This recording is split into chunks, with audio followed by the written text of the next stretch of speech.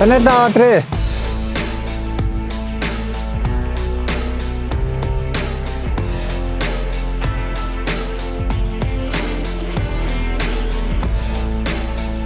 Сайн байцгаана уу, дараагийн сурлуулалтаараа бидэд хаан улд дүүргийн 9 давхар барилгын офс дээр ирсэн байна. Энэ систем болох нь On Grid ICO брендийн нэг хавтан 670 Вт. Тэгэхээр нийт 34 ширхэг панел орно.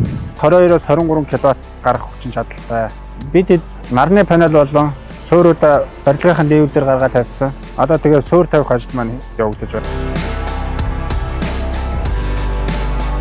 За суурь болохоор зориулалтаар тийм суур хийдэг газар захиалж хийлгсэн. Энэ доор тавьсан байгаа иржээ нь болохоор дээврийнхаа мембранаа цоолохгүй тулд ийм зөөлөгч хийж өгч байгаа.